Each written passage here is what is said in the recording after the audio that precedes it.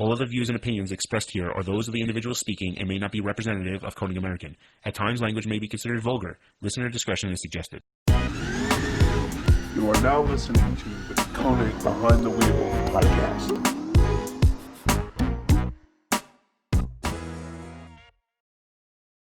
What's going on, everybody? Welcome to another episode of Wheel Wednesday.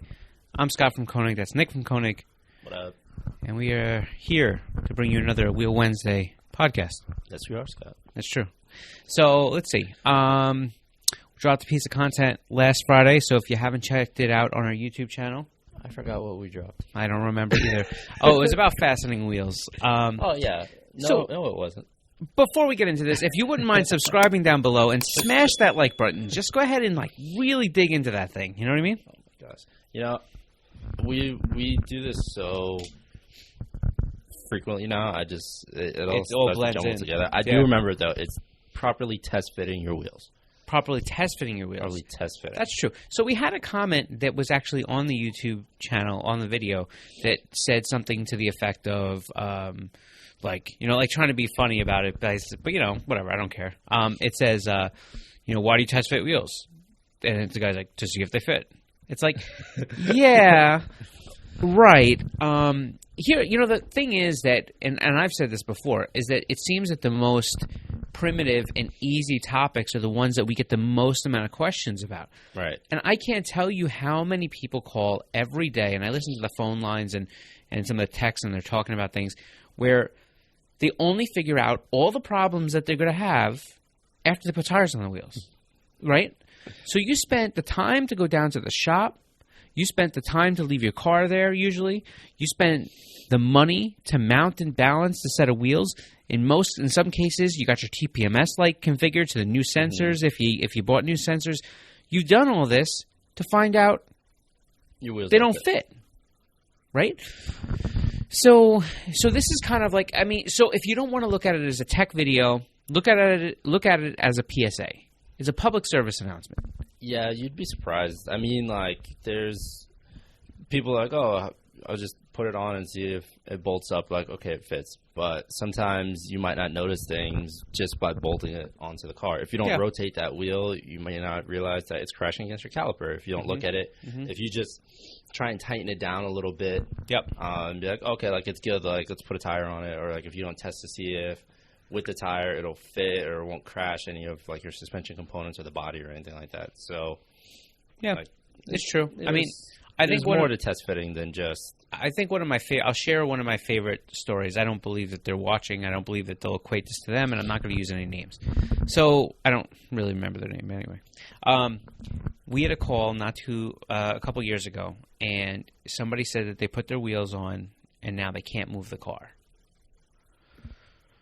We're like, there's nothing on the wheel that could possibly keep the car from moving.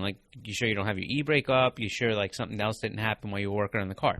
Nope, it is your wheels. I take my wheels back off, and when I put my stock wheels back on, the car rolls fine. Put your wheels back on the car, they don't move.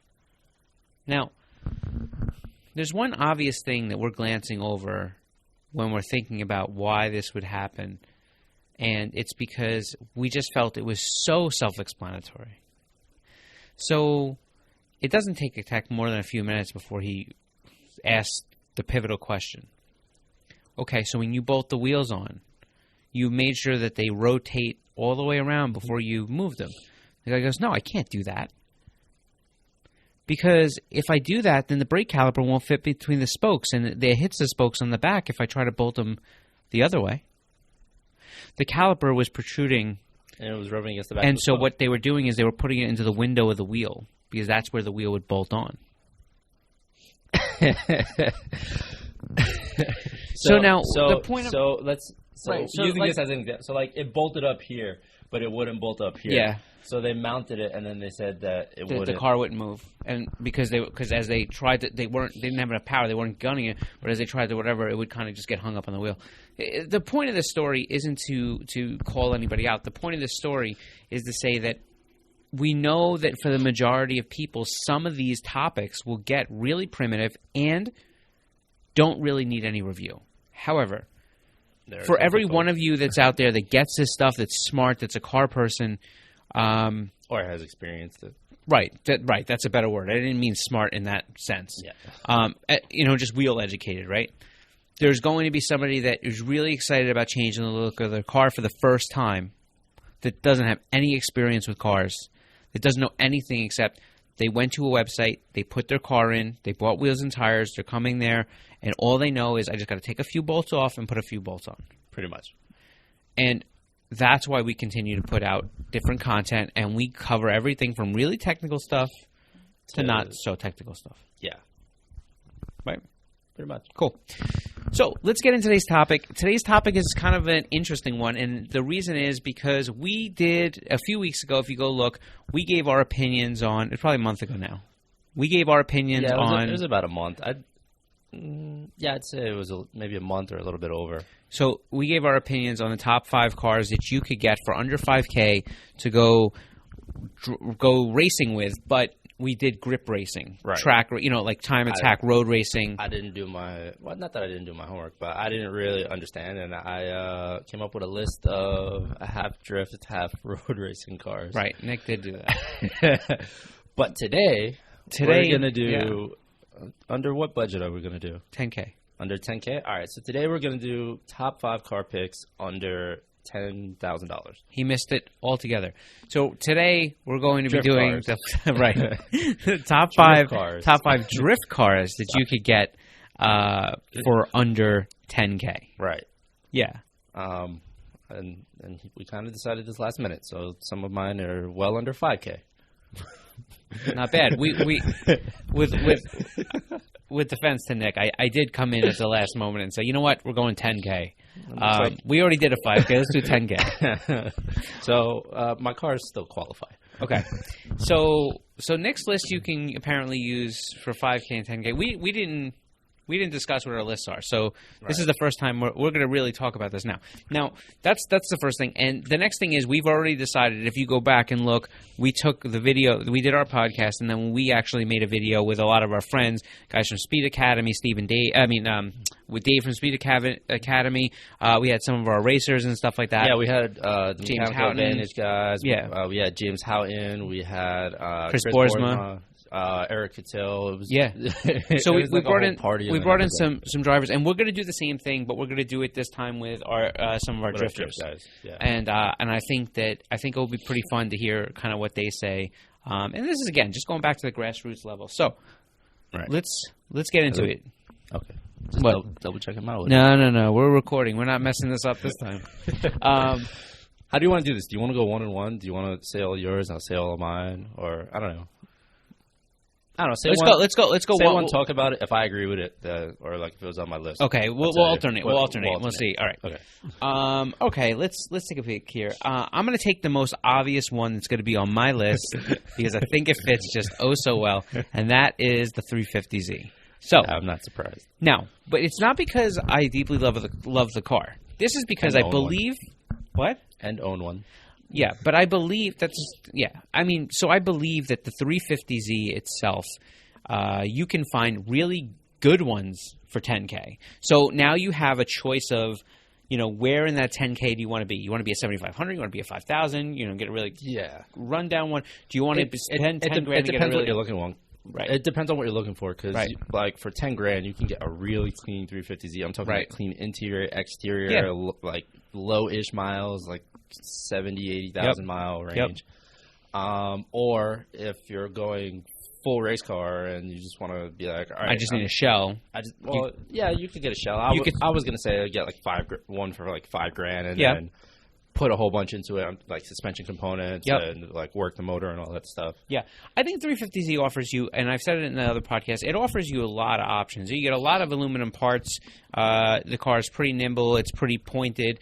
If you don't have one of the LSD rears, which are arguably not the best, you can just open up the pumpkin, have somebody weld up the gears. Right. All of a sudden you have a really affordable welded diff. And then I also think that you run into things like it's got a carbon fiber drive shaft. You can reduce some of the weight in the car and make it even better. It makes ample power to be able to go out and drift, but you can easily add some power into it. Right. And if you get down the road, and choose to go with go to Sickie and maybe get a mount kit, you could always do like an LS swap at a later date or something to that effect. So I think the car has legs and growth there, and I also think it's they sold so many of them. There's a lot of aftermarket support for it. There's a huge aftermarket support for it. Right.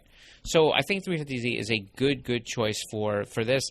And I would even venture to say that we have to be at some point running out of S chassis cars. So as soon as you get there, there's going to have to be a new S chassis replacement. I have a feeling that between BMW and 350Zs, you may be seeing those as being the next 240s. So I actually put that on my list, and I made sure to keep the 350Z off my list because I knew you were going to say it.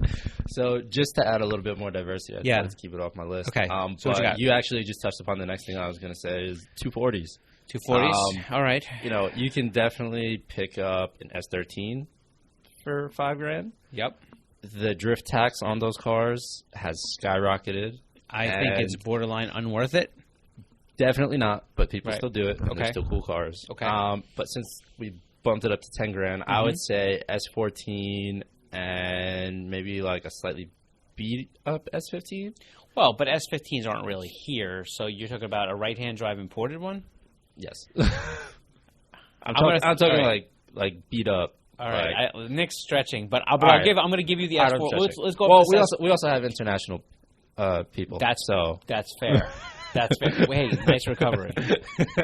All right, so I agree with Nick. I think that if you can find a really clean one or whatever, and you're prepared to spend the money, I think as long as you're throwing $10K out, I don't personally think I would spend $10K on whatever. But if let's say you find a clean one or one that's worth it, and you're not doing the type of drifting where you figure there's going to be a lot of tandeming, if you're just doing some grassroots stuff, I can see that being all right. So. Good. I already mentioned this next one, so I think I have to do it next, and that's the Bmw Chassis. Now, when you get up to 10K... Which ones are you got to be a little bit more specific. I'm going to. Okay. So everybody's going to say E30. All right, I understand, but you can get those cheaper than that price range. You can get it for under $5. E36, E46, yep. Those are again. That was one on my list. Right, I know. I'm sure it would I put be. the E36. So those again would be there, but I think now when you go up to 10K, you can go E90. Yeah. You can get E90s for under 10K. What type of condition are we talking though? I think you're going to find higher mileage. Yeah, I think you're going to find higher mileage, but I think you're going to find a 150,000 mile car. Yeah, but you can that's right, but it's not the end of the world. But but I think you may find, there were so many of those that platform sold, that vintage sold, that I think you're going to find a lot of cars that were well maintained by first owner buyers or different things like that are out there, and they're just selling their used car. Pretty much. Because they've gotten to the top end of the mileage that they want to be with. And they're like, I'm done with this. Right. So. And a lot of people argue that the top mileage range for somebody that's owning their own car is probably closer to 100. So there may be a lot of options there. And I think what happens is when you get to that high mileage E90 range, a lot of cars end up going as trade-ins to dealers. So you'll find them wholesaled out to, private car lots or to auctions and different things. So I think E90 is really now pretty obtainable for that 10K and under range. Mm-hmm. And I think that it's a good starting point. A lot of aftermarket support, rear-wheel drive, good following, makes decent power. Mm-hmm. Right? Nice. So that's my next one. Yeah, so you just knocked one of mine out, which was the E36. See? Again, like under $5,000, you can. I'm gonna keep reiterating that all of these are under $5,000. I'm not. I was just checking to make sure that your debit card that's exposed wasn't on camera. It's okay. You can't see that. I understand. I'm just making sure. Anyhow, thanks. Security. Well, this one might be, but it's okay. Not all of it, because that one doesn't work. Just in case you need to know, his full name is Icolas Aruza. Very good. All right, so the next one I have on here is the IS300. Okay. I threw the IS300 on there. But now the majority of those cars are automatic. Yes, but they do come manual. Okay. I don't know if I've really ever seen too many of them. Yeah, but you can You also swap them. swap I the know, transmissions of course. on them. Of course. A bunch of people I know have done it. So Okay.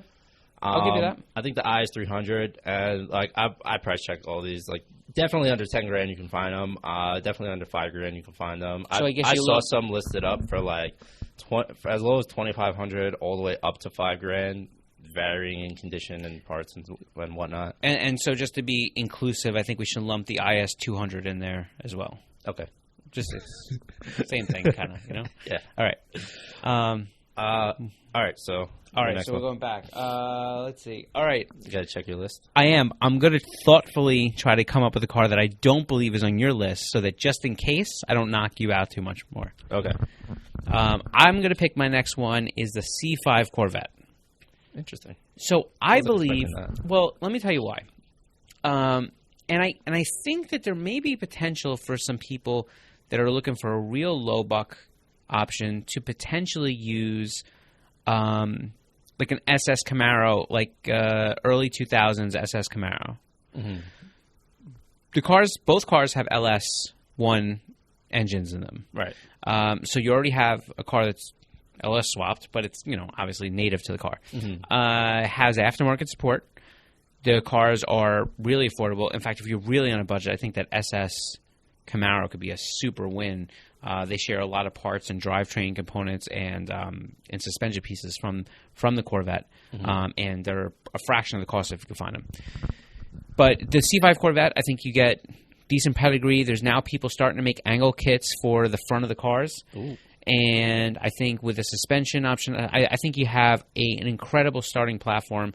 And there's been plenty of YouTubers that have started to play with this, and it seems that the C5 is becoming more and more prevalent into some people's conscious when they're considering about building some grassroots drift cars. So I'm going to say the C5. I think it's got a ton of potential, and I believe that as they become just even a little bit more affordable, you're going to find them becoming even more kind of on the scene, Is there a reason you would pick that over the Camaro? Or like the C5 instead of the Camaro? I'd pick a Corvette. Yeah, I'd pick a Corvette any day. But because I think that I'd pick a Corvette any day. I think that there's not a huge comparison to them as far as their. I don't know. It's going to get confusing. I actually wasn't thinking of the Camaro. I don't know why. I didn't. I did, however. Since we're talking American muscle, I did think about the Mustang GT. Okay. Yeah, that's fair. Like, what was it? I think it was like the 2004 or 2005. Okay. Something like that. Okay. I don't remember the years. It was like 2005. I think up to like 2008. Like an S197 car. I guess maybe. Okay. I don't know much about Mustangs. Sorry. All right. Yeah. But I have seen them on the track. I have seen people sliding them. Like 05 to like 10, like 12. Was it? Yeah. 2011, 12, somewhere in there. Yeah, I've seen a lot of them on tracks. I've seen a lot of videos of them, and Yeah. there's definitely like really good aftermarket support out there. So I think mine was like that was kind of crossing it before. It was like a little under, a little over, but under 10 grand, you can definitely pick one of those up. That's fair. And actually, Mustang was one of the cars that I had on my list as well. So we got each other on that. Nice. So Mustang. Let's see. We did the BMW stuff. So I guess getting around to my last slot here is the FRS BRZ. What, you had that too? I guess. No, it's interesting. I'm like. I thought about that too, but I was like, no. It's not 5K? It's not 5K. FRS BRZ, the GT86, that platform, I believe, is... now, here's my thing. I think it's... To find one that's decent in majority of the country, I believe that you're going to have to spend in the upward north number of that 10K budget. Okay?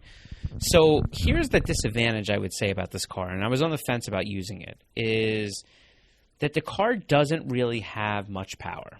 Now, to get ready to start drifting with, I think that it's got plenty of aftermarket support, so you can get parts. I do think that the potential for swaps and swap kits will be more and more prevalent as time goes on. I do think that, again, you probably can weld up the diff if you need to, to add some extra beef back there. There's a lot of other things I think that the car is capable of, but I think the fact that it's slightly underpowered, while it may be interesting to sort of get your bearings in drift, I think to really sustain any decent courses, it could potentially be tougher because you run out of gas. You know what I mean? Like you just kind of like you motor around, and I think anybody who's taken whether it be stock Miatas or whatever it is and tried to really drift with them, I think that you can do it, but you have to kick the hell out of the clutch. You must really beat that car up to get it to stay in drift, right? So that's my opinion. I'd imagine. What you got? But continuing on with those cars, it's tough because you're getting a beat up one or slightly less. I think you can find a high mileage regular one now. Yeah, I think so. At the top of 10K, I think you can. All right. Well, what I was gonna say is even if you're at 10K and you're at a high mileage one that's clean, if your budget's only 10K, you're still kind of at the limit for putting power into it. Yeah. So you're gonna have to build on that. So I definitely agree with that. So I cheated a little bit because you gave me the option for over $5,000. So I gave you an extra one, but I do have two here. Okay. I have the Miata. Okay. Because you can put power in it. For $5,000 you can. And it's not that we haven't seen it. It's not that we haven't seen it before. Like Danny George ran his Miata in FD Pro a few years back. So it's not that we haven't ever seen Miatas in drifting. I think for the average guy that's going to spend the money and go get it, you can get a bunch of other things. Or maybe, I don't know. You could probably put a lot of budget behind a Miata, I guess. I don't know. Anyhow, continue. Well, in mind, I had and this is definitely over the 10K budget, but Mad Mike's Miatas. I was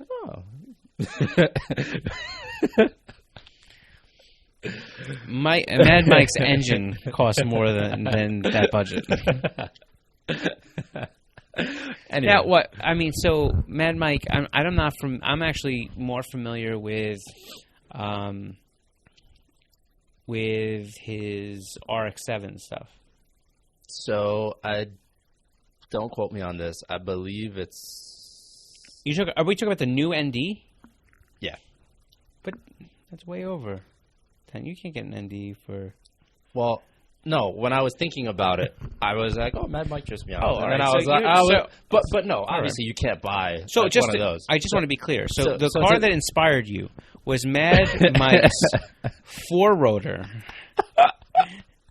His four-rotor ND Miata. Yeah, and we're talking $5,000 first. Listen, but I see how I see how that $150,000 car inspired your 10K budget. Yeah, exactly. Well, oh man. Anyways, I still think there's a lot you can do with a Miata for $5,000, $10,000, 100%.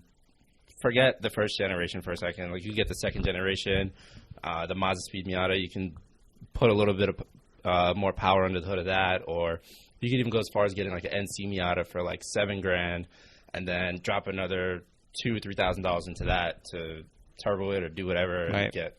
So I think in that aspect, I have heard some things though, and this is also why I had another car.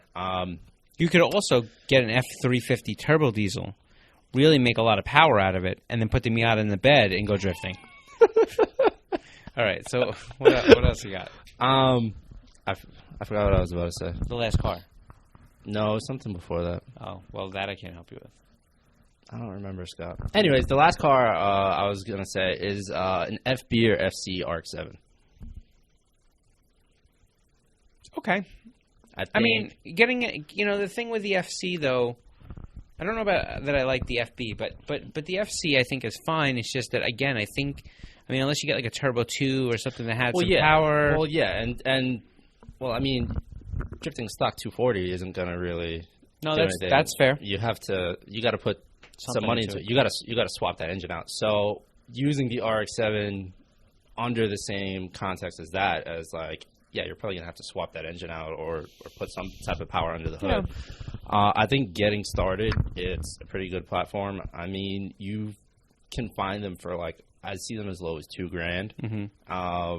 And you know, if the rotary goes to hell on you, you can just swap it out because that's the whole purpose anyway. So Right. I've seen them for around that price, all the way up to maybe I think it was like 5 or 6 for like really like clean body and like the motor still runs good and all that. So RX-7.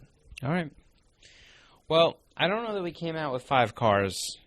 We total. came out with, well, not We 5 came out with each. some cars that were around Some 5. cars. Yeah. I think we're probably closer to 7 or 8 if I count right. But anyhow, so that's our choices. What are your choices? Let us know down below. Let us know which cars you think you can get for $10K and go drifting with. Right. And send us your Miata drifting videos because I want to see those.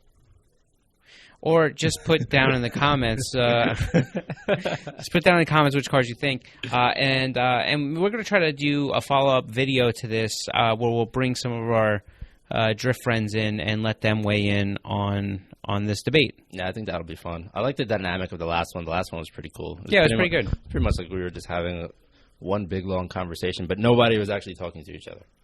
That's true. That's accurate. All right, fun. let's see. Let's recap real quick. We have Konig Kickback, which just came out yesterday, so make sure that you go check that out. We go live every Wednesday at 3 p.m. Eastern on Instagram and on Facebook, and we do that whole question-answer car talk thing. So you want to even talk about this subject, make it happen. Let's see. And we don't have anything Thursday this week, I don't believe. But we have something for Friday. Yep. What So- it is, I don't know yet. Yeah. But So Friday, make sure you tune in to our YouTube channel, Konig Wheels USA. Make sure if you're not subscribed with that notification bell, it's a sick thing to do because it will allow us to make sure that when we put up good content, and Friday is always the piece of content that's not like a podcast. So if you're looking for that, and again, Konig Kickback that we put up yesterday, every Tuesday, is basically like a recap of the week prior, all the like big automotive news that came out of there. So we're trying to give you something just to watch. It's a quick watch, so usually between 3 and 4.5 minutes, roughly. something like that. So it's a quick watch. But anyhow, that's what we got going on, and yeah, that's what we got going on. That's it. I'm laughing because I remembered what I was going to ask you. What? Earlier. So I heard, and maybe I'll just cut this back, but I heard that from like 1 or 2 people why the Miata wouldn't be good for drifting is because its wheelbase is very short. What are your thoughts on that? I think it maybe. I've never taken my Miata to drift on the track, so I wouldn't. Well, I mean, I've never Well, yeah, you drifted or never anything have like that. But like, Thoughts on that?